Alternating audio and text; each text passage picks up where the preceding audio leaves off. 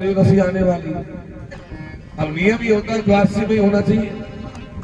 राजा ने सोचा कि यदि ब्राह्मण को भोजन कराए बिना भोजन करेंगे तो पाप लगेगा और नहीं करेंगे तो फिर खराब हो जाएगा। अब क्या करें? अब तो चक्कर बढ़ गया। राजा ने गुरुजी को बुलाया, बोले गुरुजी आप बताओ क्या करें? ब्राह्मण को भोजन का न्योता दे दिया, आया नहीं ब्राह्मण। तो गुरुजी ने कहा एक काम करो, भगवान के तुलसी चरणामृत का दोष नहीं होता है। भगवान का तुलसी चरणामृत तो सर्वोत्तम चीज। भगवान के तुलसी चरणामृत का क्या महत्व है कि अकाल मृत्यु हरणम सर्व व्याधि विनाशनम विष्णु पादोदकम पीत्वा पुनर्जन्म न विद्यते। ये भगवान का तुलसी चरणामृत अकाल मृत्यु का हरण करता है, सब व्याधियों को दूर करता है। और जो रोजाना भगवान का तुलसी चरणामृत लेते हैं उनको दोबारा जन्म मरण के चक्र में नहीं पड़ना पड़ता।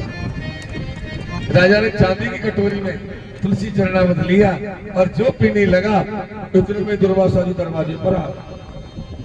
दुर्वासा जी ने देखा, अच्छा भोजन करके पानी पी रहा है, मुझे न्योता दिया भोजन का, खुद भोजन करके पानी पी रहा है, अभी बताता हूँ। अब दुर्वासा जी तो कोई नहीं मान। तो दुर्वासा जी ने क्या किया, अपने माथे में से जटा उपाड़ी और जटा उपाड़ करके चांडाली पैदा कर दिया। बोले जाओ अम्बरीश को मार करके आओ। अब वो चांडाली अम्बरीश को मारने जब आई, जैसे ही आई भगवान का सुदर्शन चक्र टूट करके उसके ऊपर में पड़ा और ये चांडाली जल करके भस्म हो गई और भगवान का सुदर्शन चक्र अब तो दुर्वासा जी के पीछे पड़ गया। आगे आगे दुर्वासा जी भाग रहे, पीछे पीछे भगवान का सुदर्शन चक्र जा रहा है। दुर्वासा जी भागते भागते ब्रह्मलोक में गए। बोले ब्रह्मा मुझे बचाओ, मुझे बचाओ। ब्रह्मा जी बोले नहीं बचा सकता। भगवान शंकर के पास में गए दुर्वासा जी, बोले मैं आपका पुत्र हूँ, मुझे बचाओ। बोले बाबा, बोले मैं नहीं बचा सकता, सुदर्शन से बचाने की मेरी औकात नहीं है। तब दुर्वासा जी बैकुंठ में गए, भगवान के चरणों में गए, पाई मां पाई मां। भगवान ने कहा दुर्वासा मैं तुमको नहीं बचा सकता। दुर्वासा जी बोले आप नहीं बचा सकते तो कौन बचाएगा? अरे आपका तो सुदर्शन चक्र है, ये आप नहीं बचाओगे तो कौन बचाएगा प्रभु? तो भगवान ने क्या कहा, दुर्वासा अहम भक्त पराधीनो स्वतंत्र इव द्विजा साधु विग्रस्त हृदयो भक्ति भक्त जनप्रिय। अरे दुर्वासा मैं तो भक्त के पराधीन हूं। जैसे पतिव्रता नारी अपने पातिव्रत धर्म के द्वारा अपने पति को वश में कर लेती है, ऐसे भक्त मुझे वश में कर लेते हैं। न चाहो भक्तन ने मुझे नाना रही। साधुओं का जो हृदय है कोई मेरा हृदय और मेरा हृदय वो साधुओं का, हमें कोई फर्क नहीं। दुर्वासा तुमने अम्बरीश का अपराध किया है तो अम्बरीश ही तुमको बचाएगा और दुनिया में कोई बचाने वाला नहीं। दुर्वासा जी यहाँ से वापस मुड़ गए। 12 महीने हो गए दुर्वासा जी को भागते भागते, बलमूत्र बंद हो गया, टाइम नहीं मिल रहा रुकने में।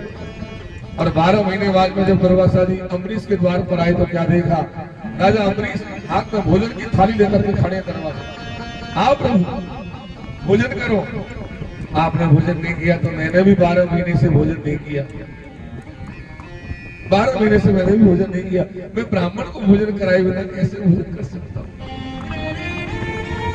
दुर्वासा जी बोले तुझे भोजन की पड़ रही है, मेरे प्राणन के लाले पड़ रहे हैं, तुम्हारा सुदर्शन चक्र मेरे पीछे पड़ गया। बोले अच्छा? बोले हाँ।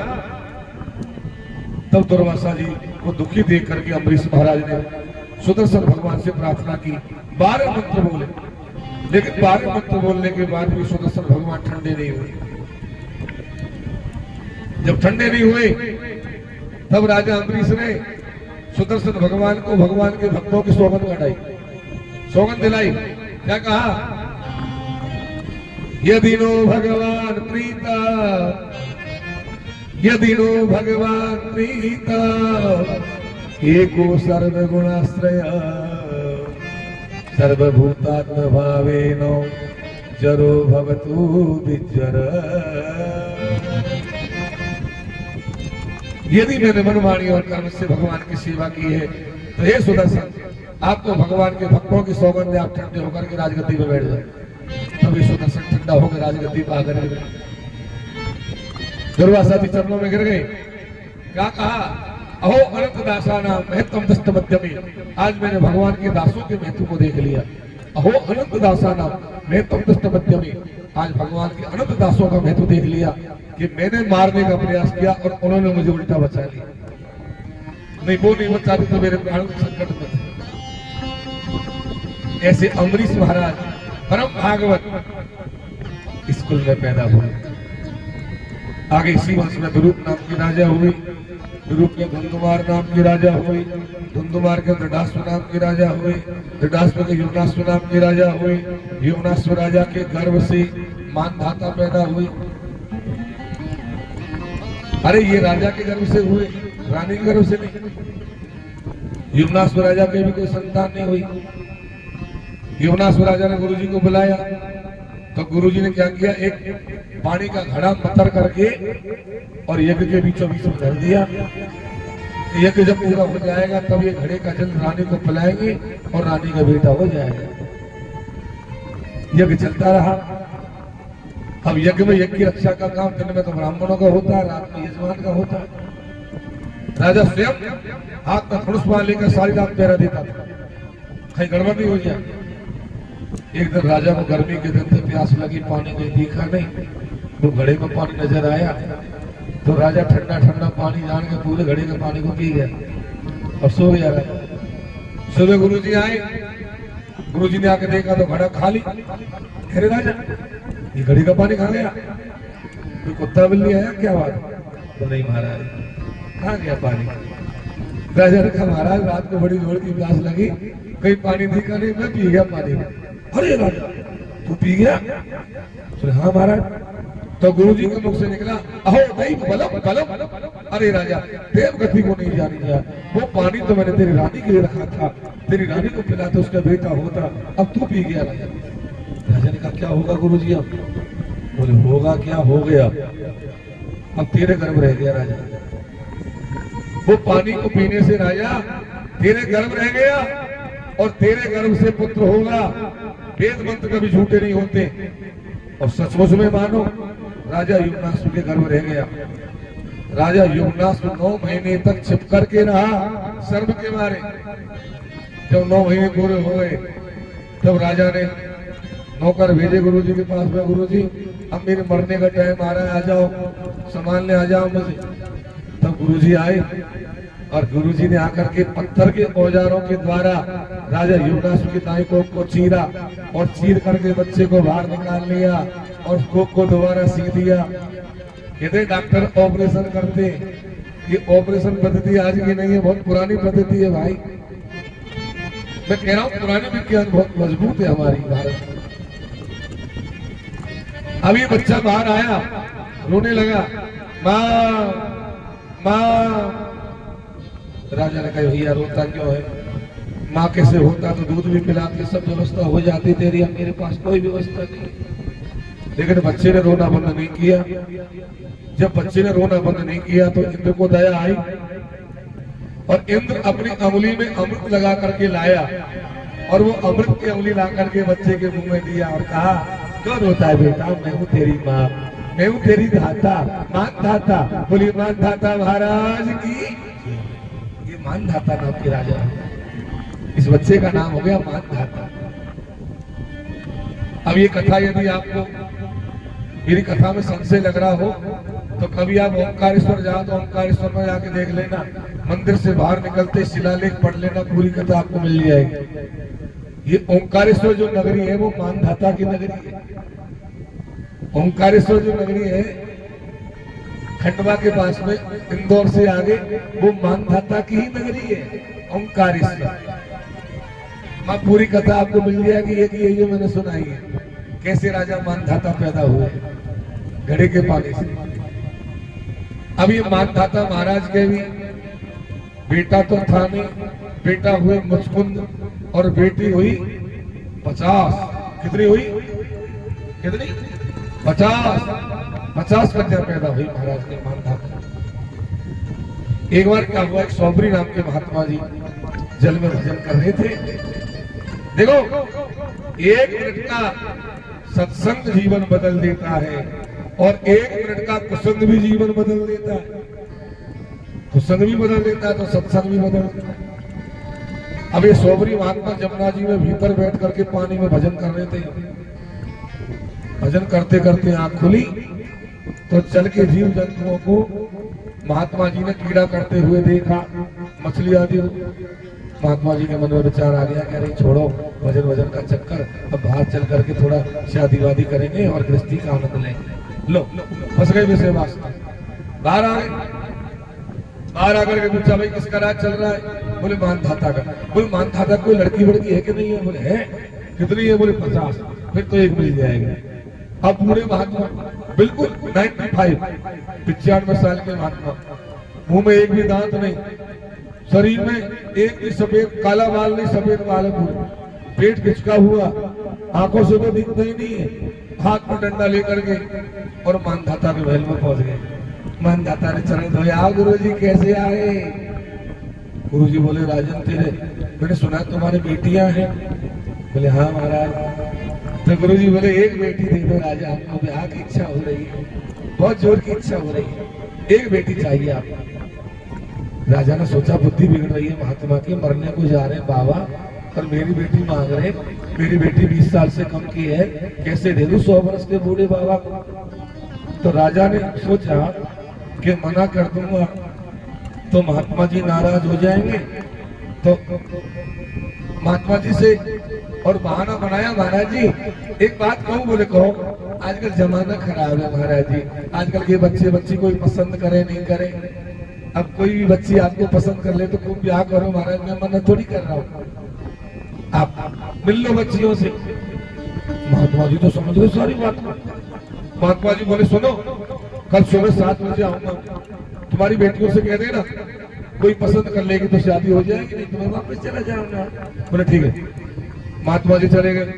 महात्मा जी के जाने के बाद में राजा ने बेटियों को बुलाया, बोले बेटा आओ, कल एक बाबा आएगा बूढ़ा, शादी की बात करेगा, मना कर देना सब।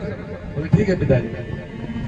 अब रात निकल गई, सुबह हुआ, 7 बजे का जब समय आया और जैसे ही 7 बजे का समय आया, सौबरी महात्मा 16 वर्ष के नवयुवक बन करके आए।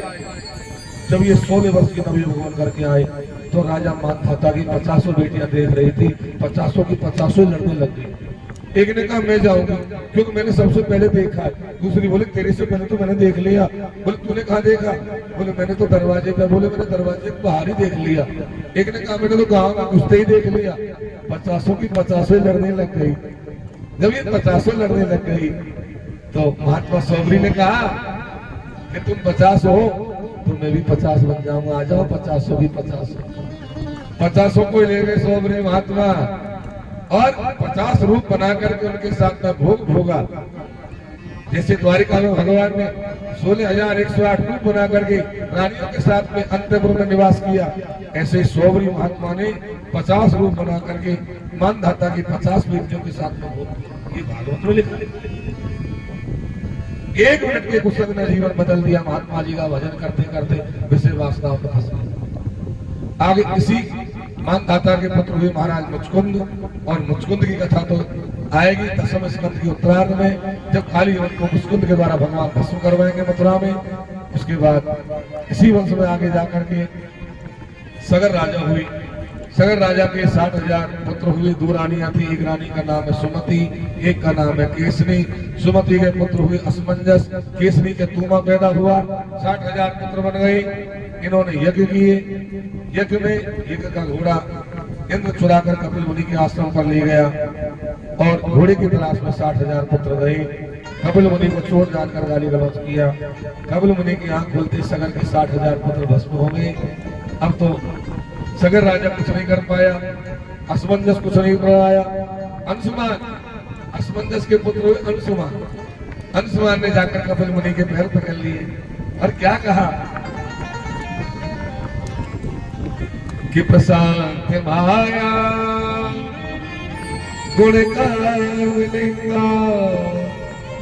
अनाम रूप सब शक्ति मुक्त। ज्ञानोपदेशा ये गृहीत देहा नमामहे पुरुषं पुराणम्।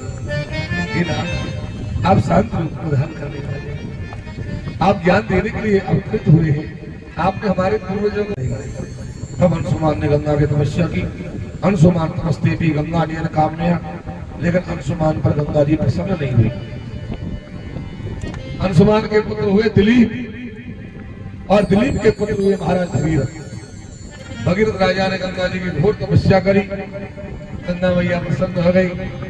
गंगा ने क्या कहा, हे राजा भगीरथ, मैं तुम्हारे साथ में चलने को तैयार हूं, पर गोपी धारिता वेगम पतंत्यामि महीतले अन्यथा भूतलम विद्वा कृपयास्येन साकलम।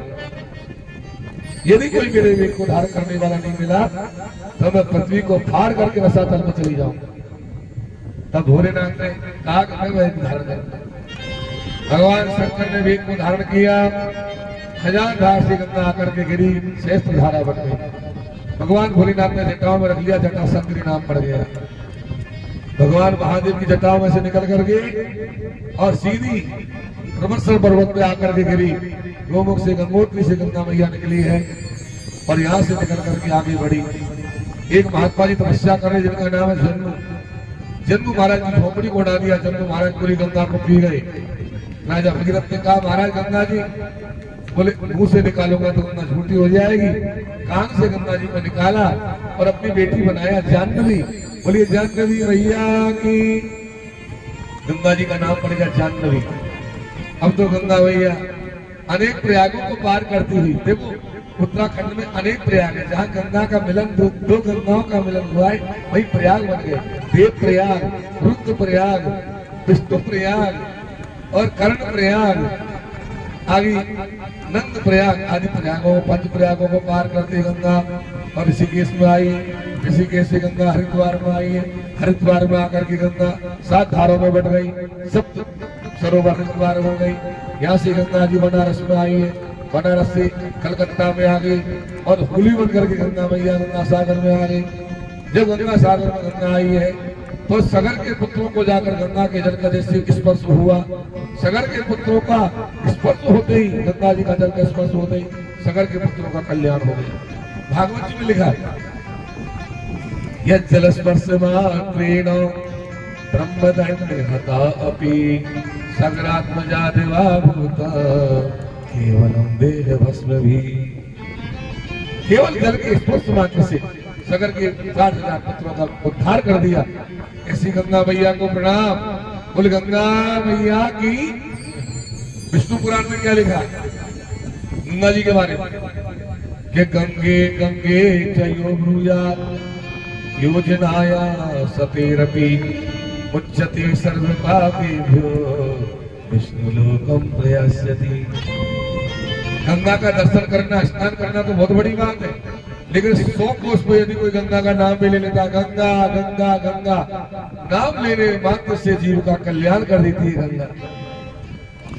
अभी आपके पहले ऋषिकेश में मेरी कथा थी 25 तारीख तक, तो वहां रोजाना एक प्रसंग में गंगा जी का जरूर सुनाता था।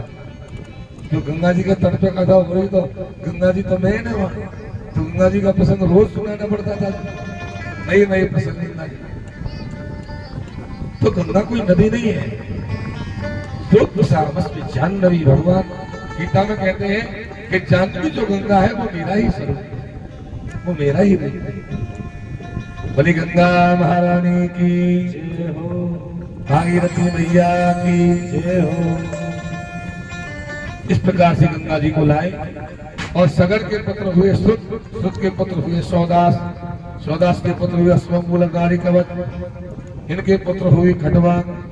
बोले खटवांगा दीर्घ बाहुष्य रघुस्तस्मात् चतुस्रवा अस्तु महाराज तस्मात् दशरथो भव। अरे प्रज्ञा, थोड़ी देर कथा भी सुन लिया करो, दिन भर बात मत करिया करो। बात तो जीवन भर कर लेना, मैं जब देखता हूँ जो बातें चलती रहती है कभी कभी इधर भी ध्यान दे लिया करो। प्रेम से बोलो श्री राधे।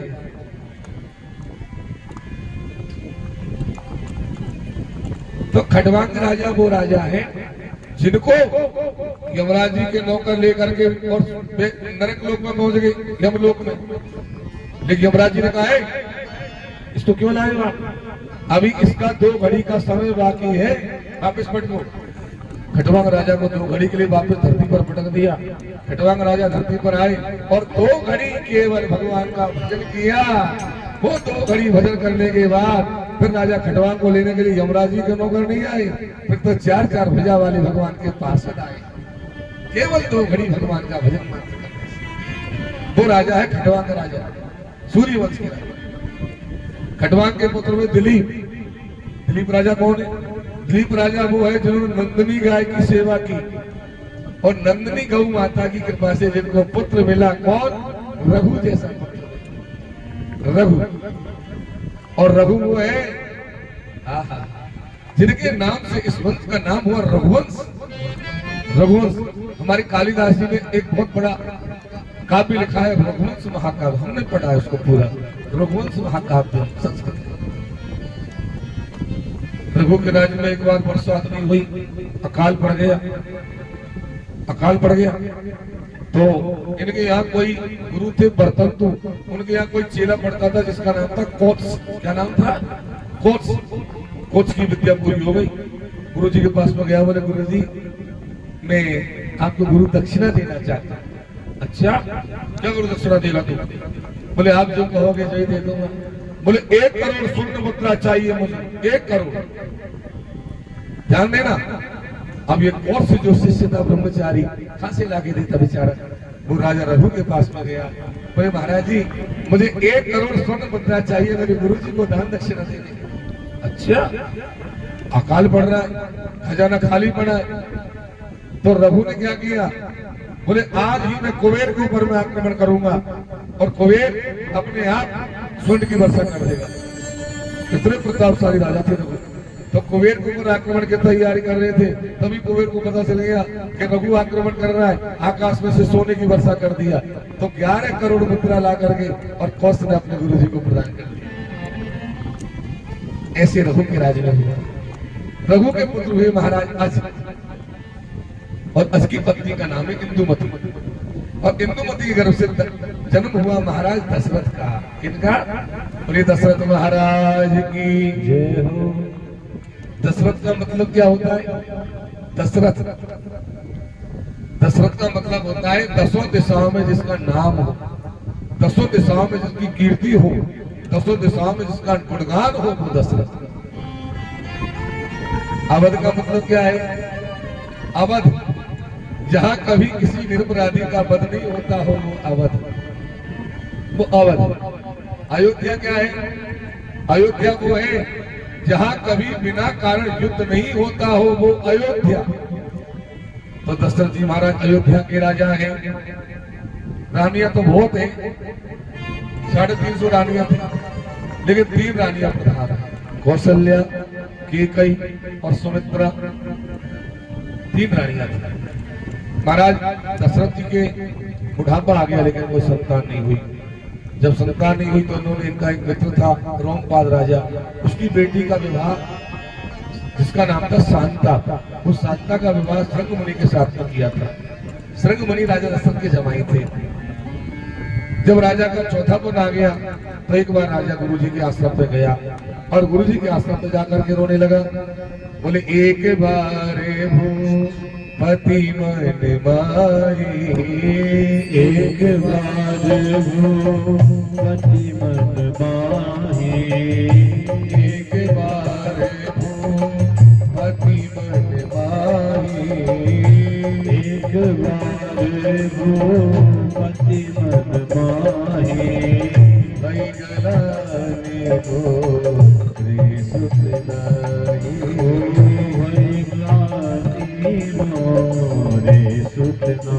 गुरु जी के आश्रम पर जाकर के राजा रोने लगे। महाराज क्या चौथे पद में भी मुझे पुत्र नहीं होंगे? क्या मैं सूर्य वंश का अंतिम राजा रहूंगा? क्या मेरे बाद में सूर्य वंश का अस्त हो जाएगा? दशरथ जी जब रोए हैं तो गुरु जी बोले नहीं राजन चिंता मत, अब तुम्हारे यहाँ संतान होने का समय आ गया है, अब चिंता मत करो। एक काम करो, अपने जमाई जी को लेकर के आओ, श्रृंग मुनि को तुम्हारे जमाई जी और मैं दोनों मिलकर ये करेंगे। तब राजा श्रृंग मुनि को लेकर के आए। श्रृंग मुनि और वशिष्ठ जी ने यज्ञ किया। जब यज्ञ हुआ तो यज्ञ में यज्ञ नारायण भगवान प्रकट हो गए। यज्ञ में से खीर का प्रसाद राजा दशरथ को दिया, लो खिला दो रानियों को। तो राजा ने अपनी तीनों रानियों को कैसे खिलाया?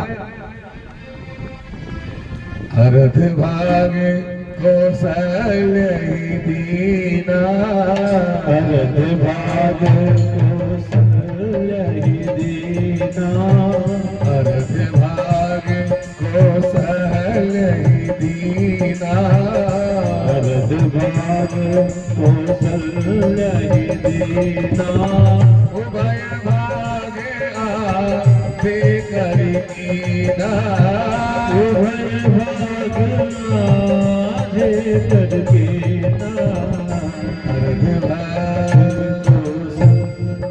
आधा हिस्सा कौशल्या को दे दिया, आधा केकई को दे दिया, और दोनों रानियों ने अपने अपने खीर में से आधी आधी खीर निकालकर सुमित्रा जी को दे दिया। तीनों रानियों ने जब खीर को खा लिया, तीनों के गर्भ रह गया। पिता का समय था, पृथ्वी पर देवतियों का भार बढ़ गया, तो यहाँ भगवान गर्भ में आ गए। तो जब नीति हरि घर में आए,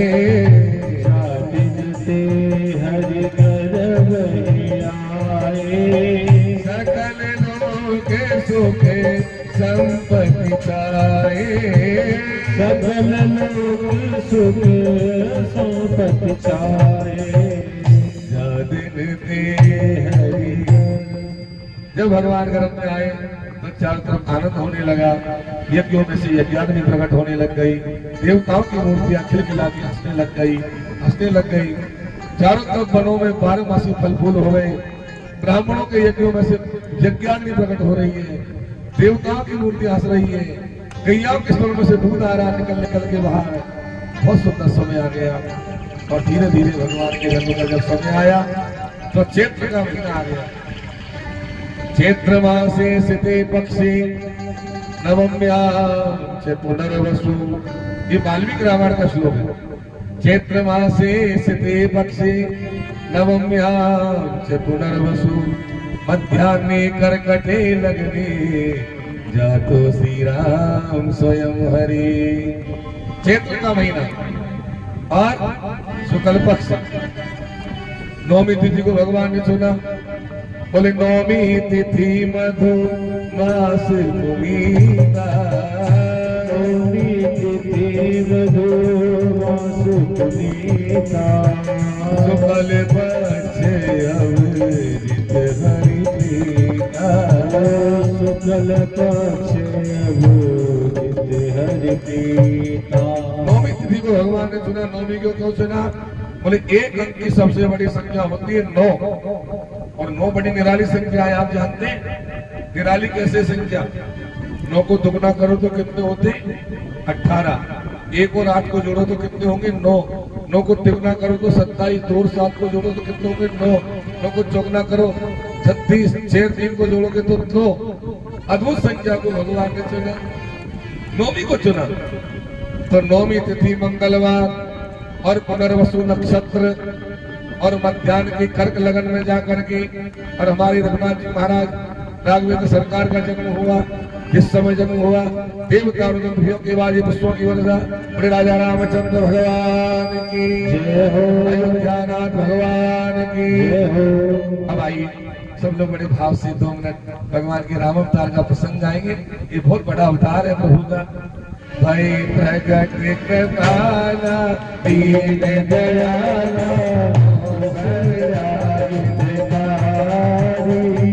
हर्षित महतारी मुनि मनहारी, सभी गाइए। रूप बिचारे अभिरामा धन घन श्यामा निधि आयुध रुझ चारी, भूषण मन माला विशाला सोमत दुखदारी, कर जोरी आसुति तोरी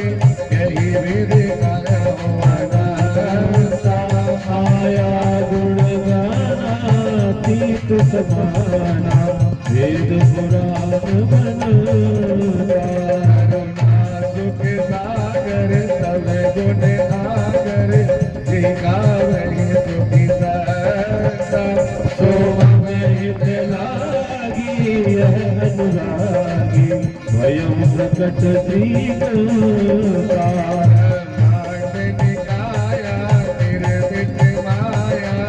रोम रोम प्रतिदेव कहे अमर सुवासी यह उपहासी सुनत तीर बति तीर रहे जब ज्ञान प्रभु मुस्कान चरित बहुत विधि जीव कहे कही कथा सुहाई मात बुझाई यही प्रकार सुत प्रेम लहे मुनि बोली सोमति डोली सजे हुतात यह रूपा कीजे शिशुलीला तृतीय शीला यह सुख परम अनुपा वचन सुजाना रोदन खाना कोई बालक सुन भूपा यह चरित जुगावई हरि पद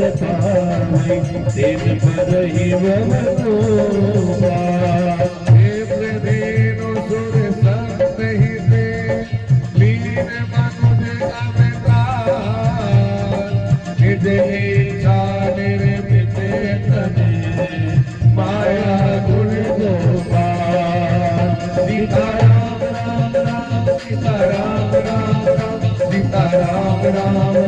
सीताराम राम राम सीताराम राम राम सीताराम राम राम सीताराम राम राम राजा राम राम राजा राम राम राजा राम राम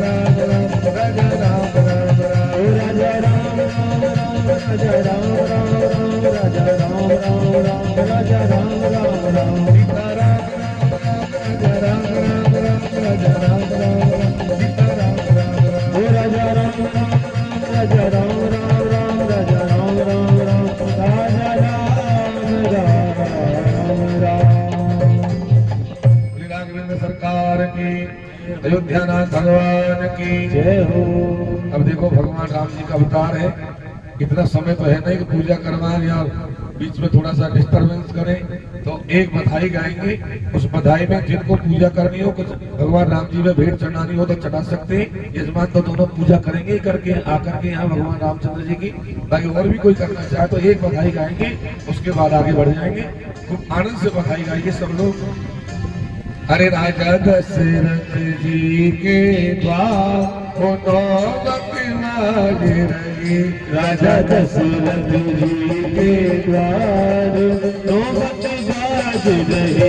राजा दशरथ जी के द्वार नौबत मांगे रही, राजा दशरथ जी के द्वार नौबत बाज रहे। बाज रही रे बाज रही रे बाज रही रे बाज रही रे ओ राजा दशरथ जी के द्वार नौबत बाज रहे। राजा दशरथ जी के द्वार नौबत बाज रहे।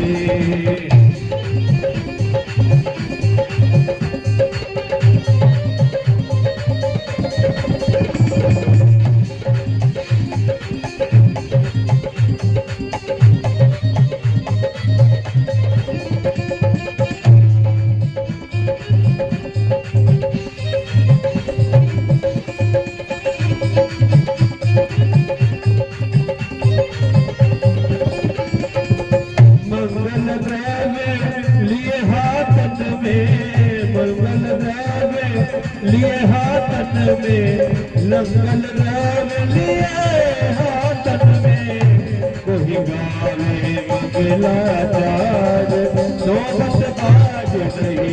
राजा मंगला चार नौबत बाज रही।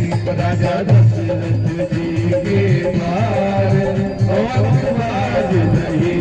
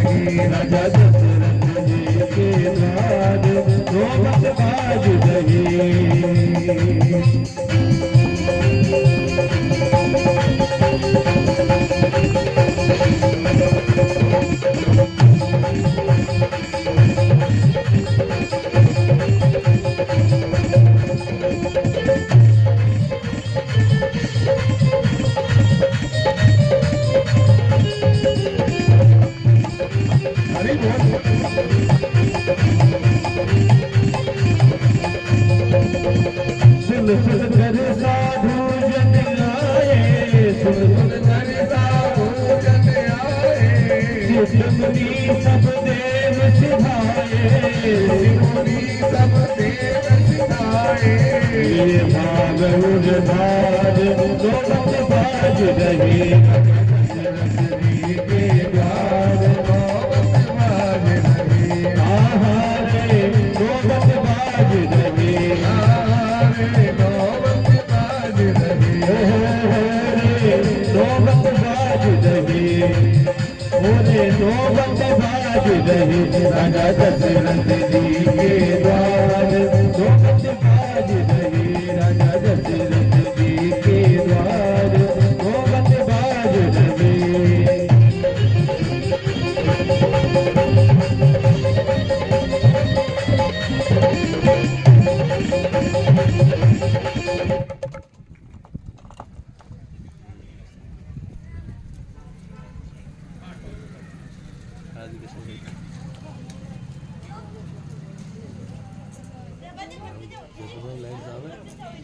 अब ये बुद्ध आश्रम बना के जंगल में रहने लग गए। अभी आपने कथा सुनी थी पहले, वो मनु का बेटा 1 महीने लड़का 1 महीने लड़की बनता था। जब वो लड़का बना हुआ था मनु का बेटा, तो जंगल में शिकार खेलने आया। रात के 12 बज गए, ध्यान रहा नहीं का आज महीने का अंतिम दिन है, तो रात के 12 बजते लड़की बन गया और लड़की बन करके बुद्ध जी के आश्रम पर पहुंच गई और बुद्ध जी के साथ इसका भोग हुआ। तो इनके यहाँ पुत्र हो गए पुरुरवा नाम के राजा। ततः पुरुरवा यज्ञे इलायाम उदाहृत, पुरुरवा नाम का राजा हुआ इसी वंश में, चंद्रवंश। पुरुरवा राजा के और एक उर्वशी नाम की अप्सरा आ गई, जिसके गर्भ से 6 पुत्र हुए, आयु, सुतायु, सत्यायु, रे, विजय और जय।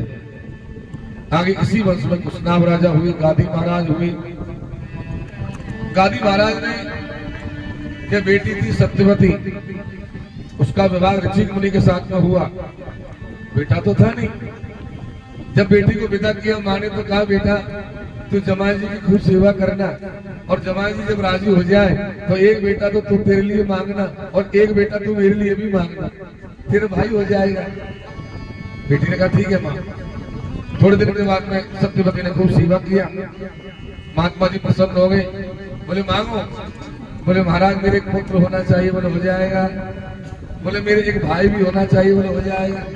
ऐसा करो, गाय के दूध में थोड़ा प्रसाद बना के लाओ, हवि का प्रसाद, सत्यवती प्रसाद बना करके लाई।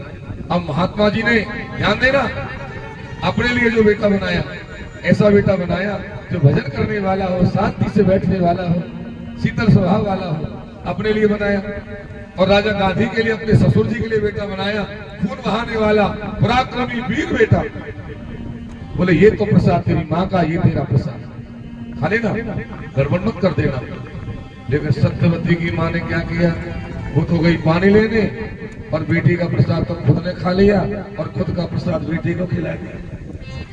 जब उल्टा हो गया मामला, महात्मा जी को बाद में पता चला, तो महात्मा जी बोले क्या गड़बड़ कर दिया देवी। बोले क्या हुआ।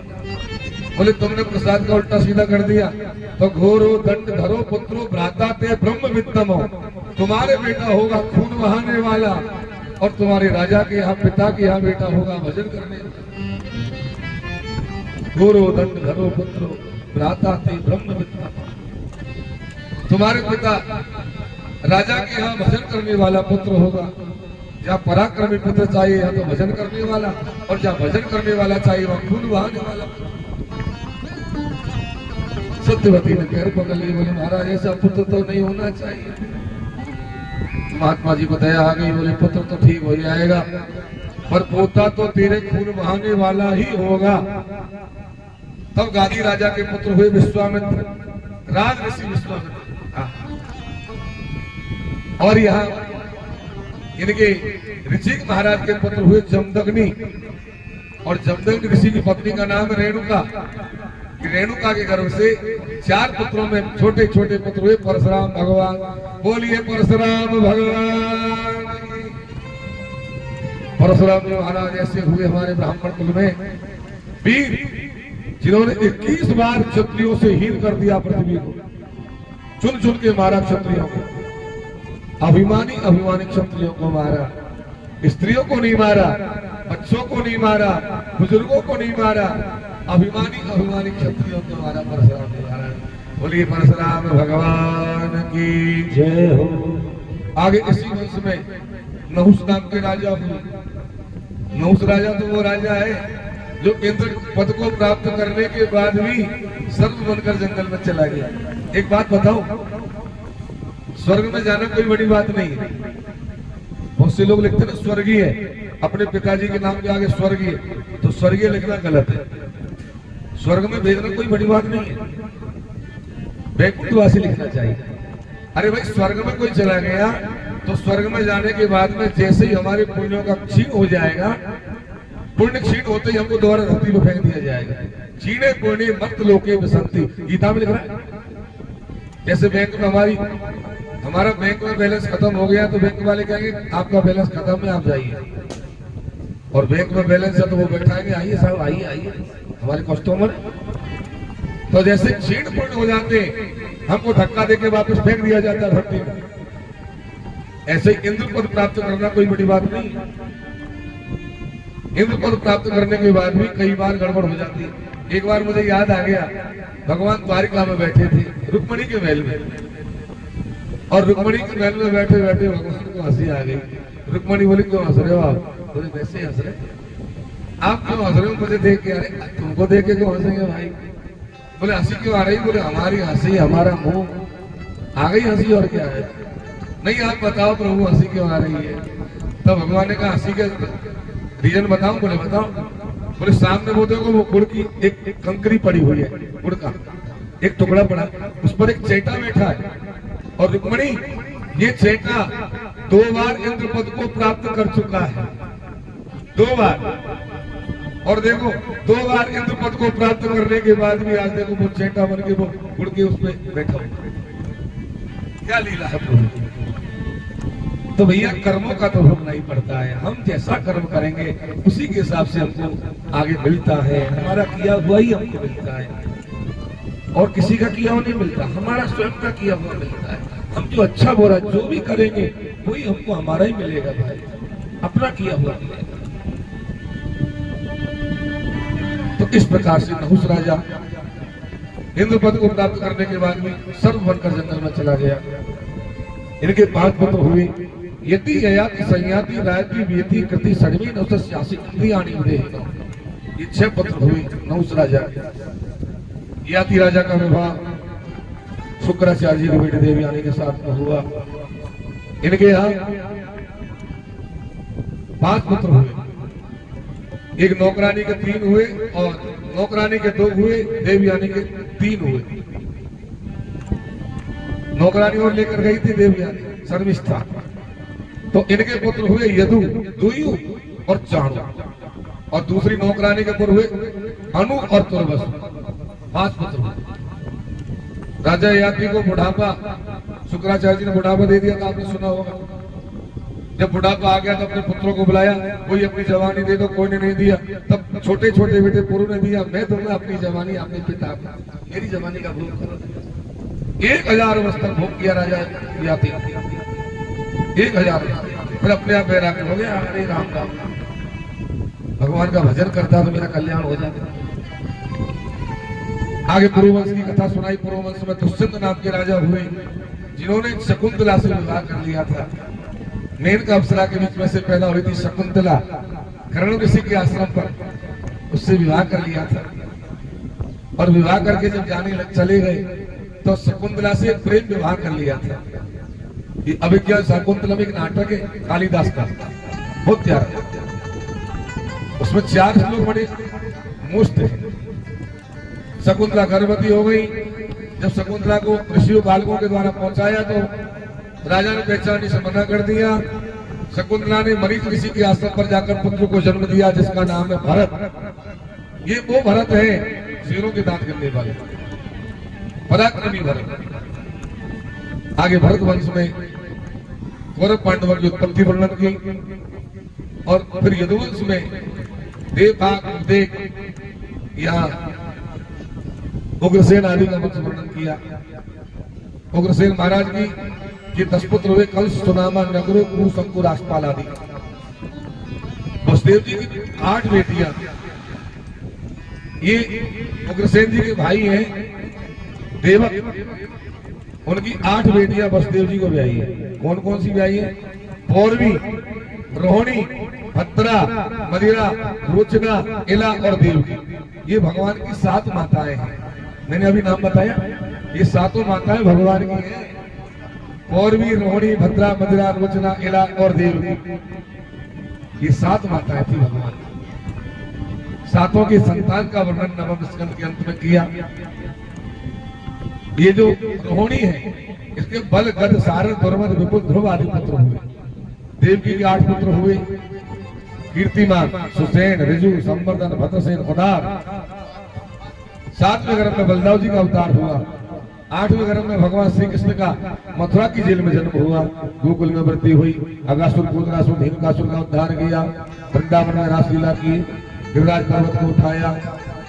मथुरा से द्वारिका चले गए। द्वारिका में जाके 16,108 विवाह किए। पृथ्वी का भार उतारा। पृथ्व्याम सबई गुरुवरम चपयन गुरुणाम अंतो समुद्र कलिनायु विभूकचम्बा। पृथ्वी के भार को उतार करके भगवान परम धाम को चले गए।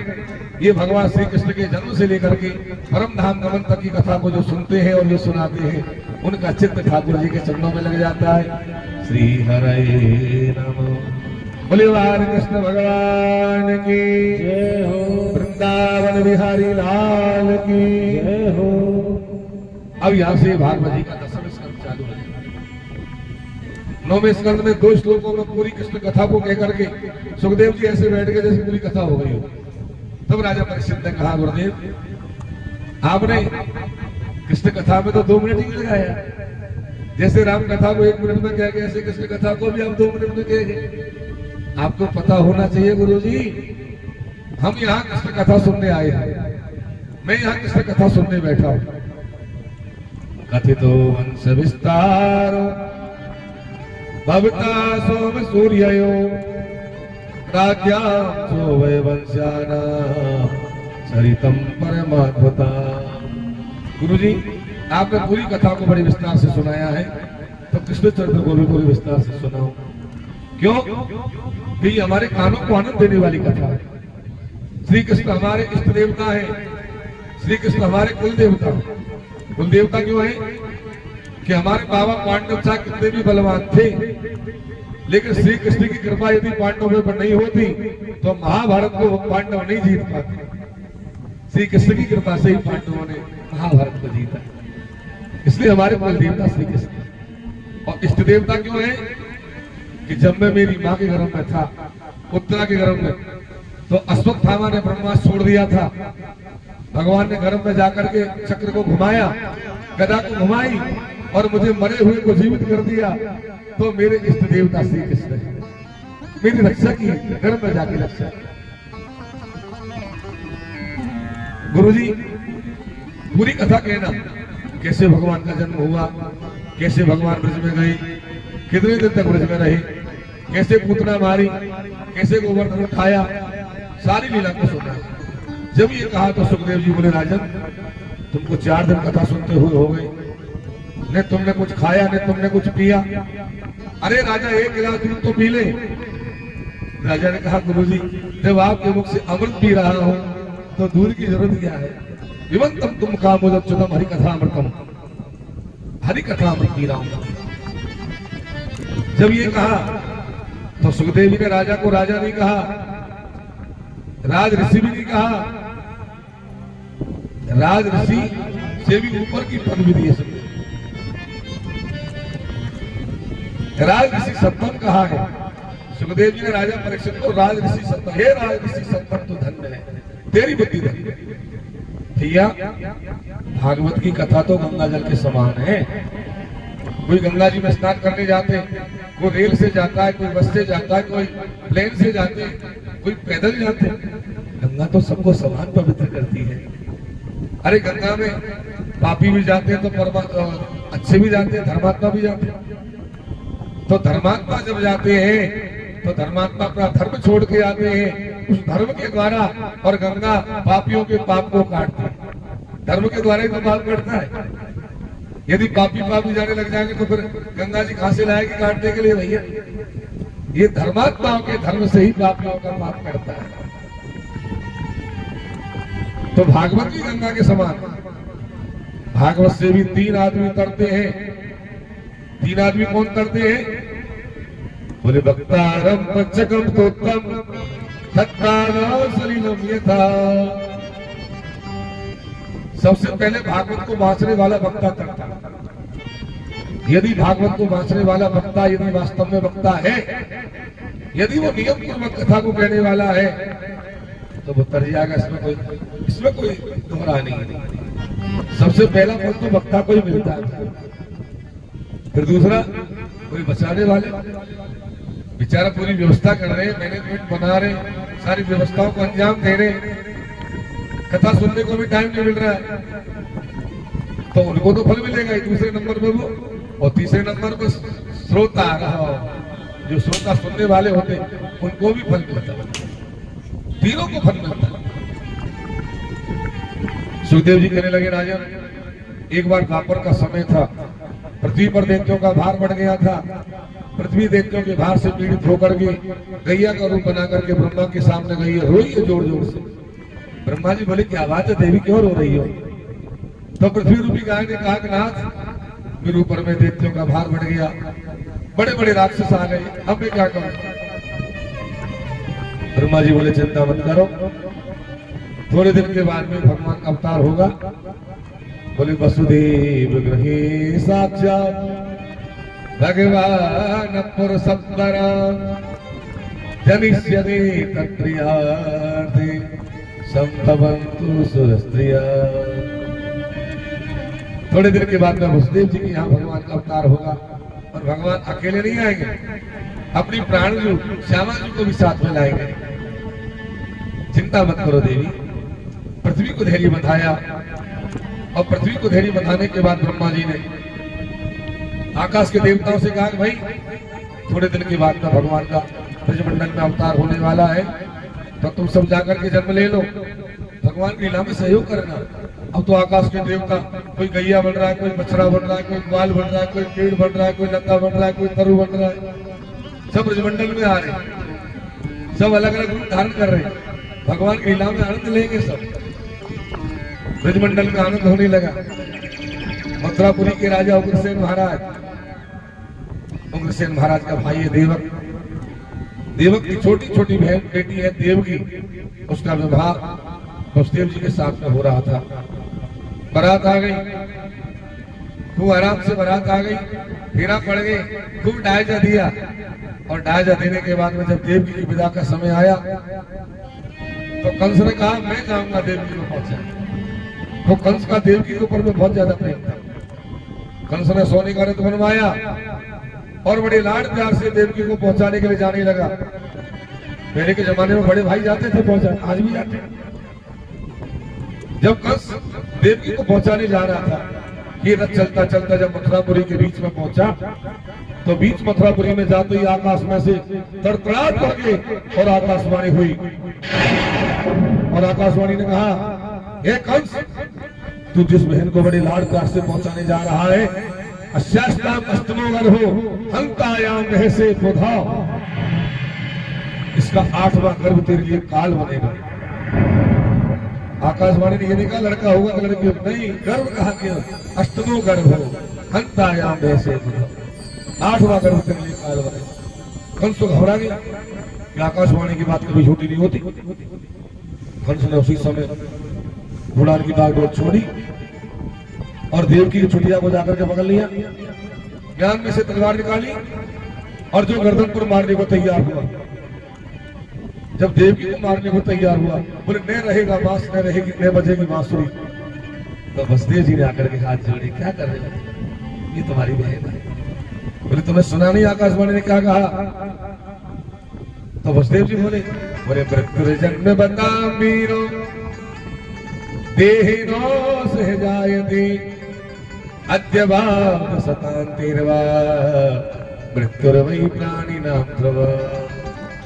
अरे भैया मृत्यु तो जीव के साथ में लगी हुई है, आज नहीं तो कल, कल नहीं तो परसों मरना पड़ेगा। जो दुनिया में आकर उसको मरना पड़ेगा भाई, मरना तो है ही, ध्रुव ही है, मरना तो ध्रुव है। कंस ने कहा लेकिन आकाशवाणी की बात छोटी नहीं। बोले हाँ मैं मानता हूं, ये तुम्हारी बहन है, बेटी के समान है, तुम इसको क्यों मार? मैंने आज तक कभी जीवन में झूठ नहीं बोला। मैं वसुदेव वचन देता हूं तुम्हारी बहन के जो भी बच्चा होगा वो तुमको ला के दे दूंगा, मार देना, लेकिन बहन को मत मार। वसुदेव जी की बात पर विश्वास करके कंस ने देवकी और वसुदेव जी को छोड़ दिया। देवकी को लेकर के वसुदेव जी सूरसेन देश में आ गए। यहाँ आने के बाद में देवकी महारानी बहुत आनंद से रही और थोड़े दिन के बाद में देवकी को गर्भ रह गया। जब गर्भ रह गया तो देवकी ने 10वें महीने में जाकर एक सुंदर पुत्र को जन्म दिया जिसका नाम है कीर्तिमान। क्या नाम है? कीर्तिमान। कीर्तिमान नाम का बालक पैदा हुआ।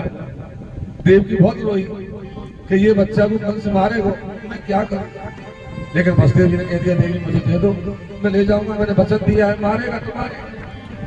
रोती हुई देवकी ने बच्चा वसुदेव जी को दे दिया। वसुदेव जी बच्चे को कंधे के लगा कर मथुरा में लाए और कंस के सामने लाकर पटक दिया। कंस ले भैया तेरे भांजा हुआ, पहल पे इसको मार दे।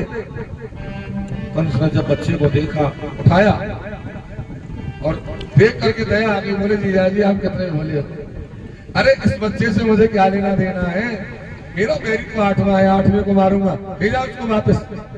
छोड़ दिया मैंने।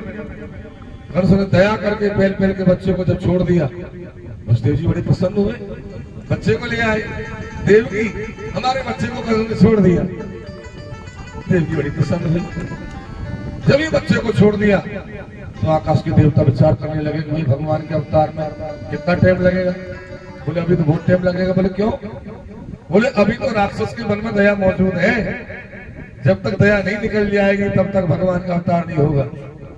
बोले भैया अवतार तो जल्दी होना चाहिए। बोले जल्दी करवाना तो बुलाओ नारद जी को। अब तो नारद जी को बुलाया सब देवताओं ने। बोले नारद जी आप मथुरापुरी में जाओ और कंस को ऐसा भड़काओ कि कंस के मन में से दया निकल जाए और भगवान को जल्दी अवतार हो जाए। नारद जी ने कहा ठीक है। अब तो नारद जी वीणा बजाते जा रहे, गाते जा रहे, गोविंद मेरो है गोपाल मेरो है, गोविंद मेरो है गोपाल मेरो है, गोविंद मेरो है गोपाल मेरो है, गोविंद मेरो है गोपाल मेरो है, श्री बांके बिहारी नंदलाल मेरो है, श्री बांके बिहारी नंदलाल मेरो है, श्री बांके बिहारी नंदलाल मेरो है, श्री बांके बिहारी नंदलाल मेरो है, गोपाल मेरो है, गोविंद मेरो है गोपाल मेरो है। नारद जी वीणा बजाते बजाते मथुरापुरी में आए। कंस ने नारद जी को ऊंचे सिंहासन पर बैठाया, शरण धोए। बोले गुरुजी कैसे बधारे? तो नारद जी पूछ रहे कंस से, अरे कंस मैंने यूं सुनी कि देवकी के विवाह के टाइम पे कोई आकाशवाणी हुई बताई? कंस ने कहा क्या कहा आकाशवाणी ने? बोले ये कहा महाराज के इसका 8वां गर्भ तेरे लिए काल बनेगा। तो नारद जी बोले अरे राम राम राम, तो मैंने यूं सुनी है कि देवकी के पहले पहले बच्चा हो गया बताया। बोले हाँ महाराज। तेने मारा कि नहीं मारा? बोले नहीं। क्यों नहीं मारा? बोले महाराज पहले बच्चा से क्या मतलब है, 8वें को मारा हूँ। तब नारद जी ने जेब में हाथ दिया और एक कमल का फूल निकाला। बोल देख यहाँ में कितनी पंखड़ी है, 1 2 3 4 5 6 7 8 8 पंखड़ी है, 8 पंखड़ी है। नारद जी ने पूछी अब बताया पहली पंखड़ी कौन सी है, 8वीं कौन सी है? उसने कहा महाराज यहाँ में तो सारी पहली सारी 8। और यही तो मैं कहना चाहता हूँ पहला बच्चा आठवां बच्चा पहला, कोई पता नहीं देवताओं की गिनती उल्टी सीधी कैसे चल गया।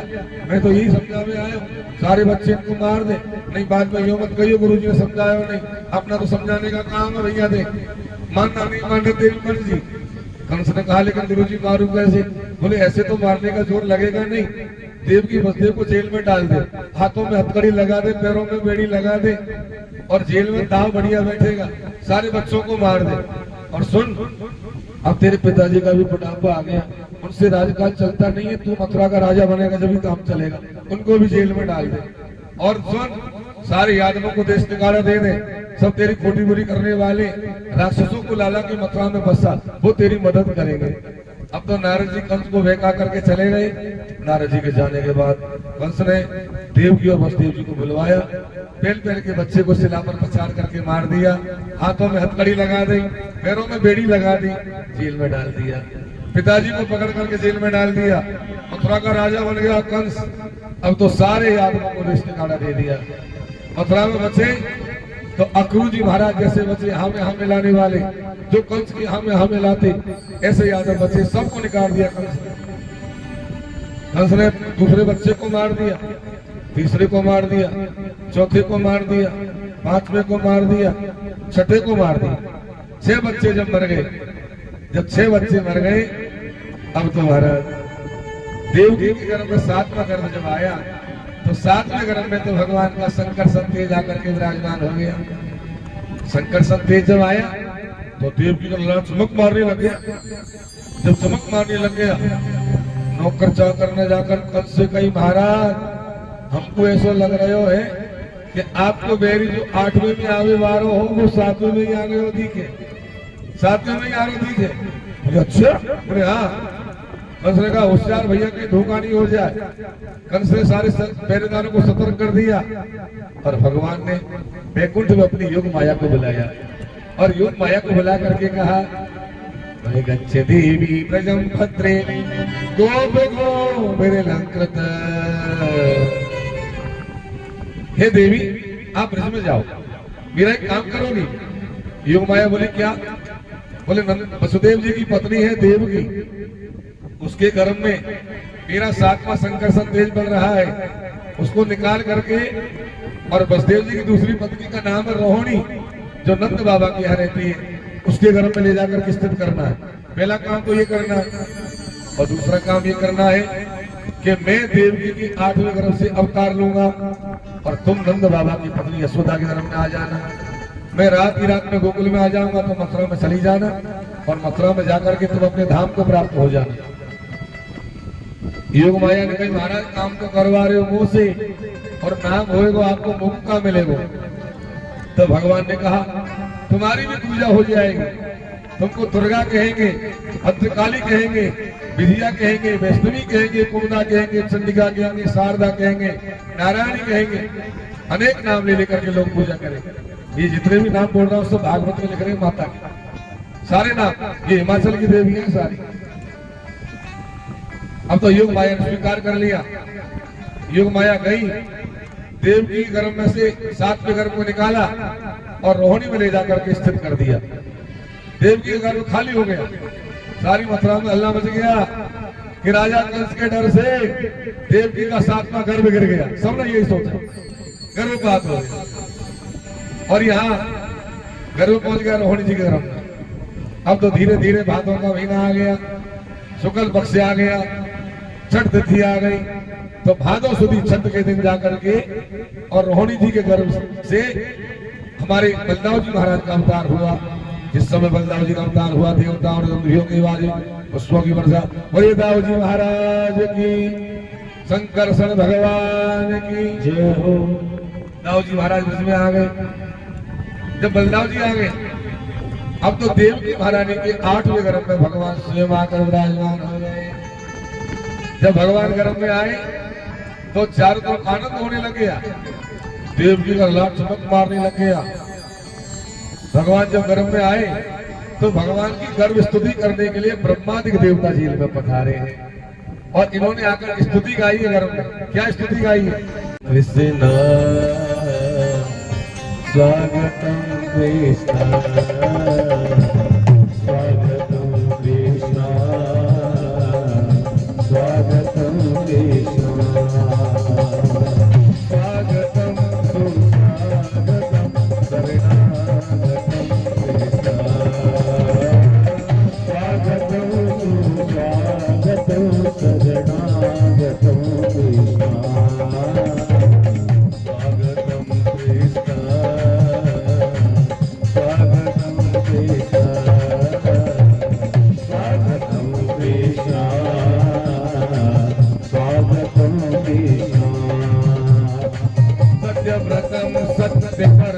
सत्यम सत्यस्य योनिः सत्य सत्ये सत्यस्य सत्याम सत्यनेत्रम सत्यात्मकं तं शरणं प्रपन्ना।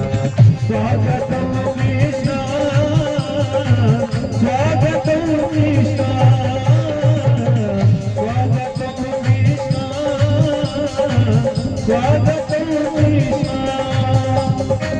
एकायनो सो विफलस्ति मूला चतुरसो पंचविधो षडात्मा ततस्तगाष्टा विनगो नवासो ततस्तदीधिघगो आदिवृत्ता। स्वागतं कृष्ण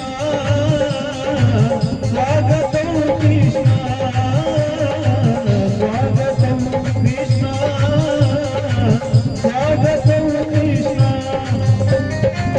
स्वागतं सुस्वागतं शरणागतं कृष्ण स्वागतं सुस्वागतं शरणागतं कृष्ण स्वागतं कृष्ण स्वागतं कृष्ण स्वागतं कृष्ण स्वागतं कृष्ण स्वागतं कृष्ण स्वागतं कृष्ण। सारे देवता स्तुति कर रहे सत्य प्रथम सत्य परम सत्यम सत्यस्य योनि निहितम च सत्ये सत्यस्य सत्यामृत सत्य नेत्रम सत्यात्मकम काम शरणम प्रपन्ना। भगवान को देवताओं ने 9 बार सत्य कहा है। त्रिकालाभूत सत्याम है, आदिमध्यान सत्याम है और सत्तार में सत्य केवल आप है, बाकी सारा संसार सत्य है। अंत में देवताओं ने मां देवकी से कहा कि मां आपके गर्भ में साक्षात भगवान विराजमान है, यदुकुल का नाम करने के लिए आपके गर्भ से भगवान का अवतार होगा, आप डरना मत भैया।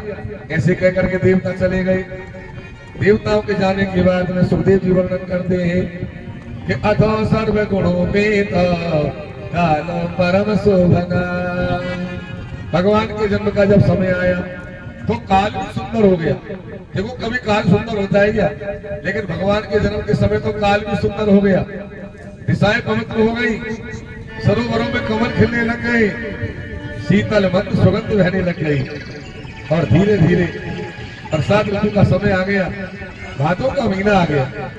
भगवान ने भादों का महीना क्यों चुना? भाद्रपद का मतलब क्या है? व्याकरण की दृष्टि से भाद्रपद का मतलब क्या है? भद्रम कल्याणम पदे पदे, जो अपने भक्त का पद पद पे कल्याण करे वो भादों का महीना भगवान ने चुन लिया। भगवान ने कृष्ण पक्ष को चुन लिया। बोले राम अवतार में शुक्ल पक्ष में आए, अब की बार कृष्ण जो चंद्रमा के वंश में जा रहे हैं, चंद्रमा का बेटा बुध और बुध का मतलब बुद्धिमान, तो बुधवार को भगवान ने चुन लिया। भगवान ने सोचा कि राम अवतार में नवमी को आए, अब की बार अष्टमी को चलना है। भगवान ने सोचा राम अवतार में दिन में आए, अरे भाई राम अवतार में तो साहूकार बन के आए, सो दिन में आ गए। अब की बात तो चोर बन के आ रहे तो रात में ही चलना पड़ेगा। प्रेम से बोलो श्री राधे। तो भगवान ने रात्रि का समय चुन लिया, क्योंकि अब की बात तो चोर बन के आ रहे ना। तो यहाँ पृथ्वी हंस रही है और यहाँ भाद्रपदमासी कृष्ण पक्षी अष्टम्या रात्रि की भादों का महीना कृष्ण पक्ष रोहिणी नक्षत्र को भगवान ने चुना और भगवान ने रात के 12 बजे जो कमल खिलता है, चंद्रमा होता है, उस समय जाकर के रात्रि के 12 बजे भगवान का माँ देव की गर्भ से जाकर के पावन जन्म हुआ, जिस समय भगवान का अवतार हुआ। देवताओं पृथ्वियों के बारे पुष्पों की वर्षा। बोले बाल कृष्ण भगवान की, वृंदावन बिहारी लाल की जय जय श्री राधे, जय जय श्री राधे, जय जय श्री राधे। भगवान का जब जन्म हुआ तो भगवान के 4 भुजा है, 4 भुजाओं के बीच में शंख चक्र गदा पद्म है, माथे पर मोर मुकुट है, कानों में कुंडल का मान है। ऐसे रूप को जब माँ देव की और वसुदेव जी ने देखा तो तमद्भुतम बालकम मुदीक्षणम चतुर्भुजम शंखगदायुधायुधम श्रीवत्स लक्ष्मण कलशोभिकौस्तुभम पीतांबरम शांतमयूरसौभगम। भगवान के 4 भुजा के रूप को देख करके देव की और वसुदेव जी ने हाथ जोड़ दिए। ये रूप तो योगियों को दिखाने के काबिल है। हम तो आपके माता पिता हैं, हमको ये रूप मत दिखाओ। भगवान ने कहा तुम पहल के जन्म में और प्रस्थि करो सुप्पा प्रजापति थे, तुम्हारी उपस्थिति भारी आती, मैं तुम्हारी उपस्थिति करो बन करके आ गया। तुम दूसरे जन्म में कश्यप और अदिति बने, मैं तुम्हारे बामन का अवतार है, पूजा करें भेंट करें और भगवान के नौचावर सभी जो भी करना चाहते हैं सबसे बड़ा अवतार है, कर सकते। एक पढ़ाई गाई जा रही है, उसके बाद आरती करेंगे। सब प्रसाद लेके जाना, बिना प्रसाद कोई मत जाना। ओ जियो श्याम लाला रे जियो श्याम लाला, पीली तेरी पगड़ी रंग काला। जियो श्याम लाला रे जियो श्याम लाला, पीली तेरी पगड़ी रंग काला।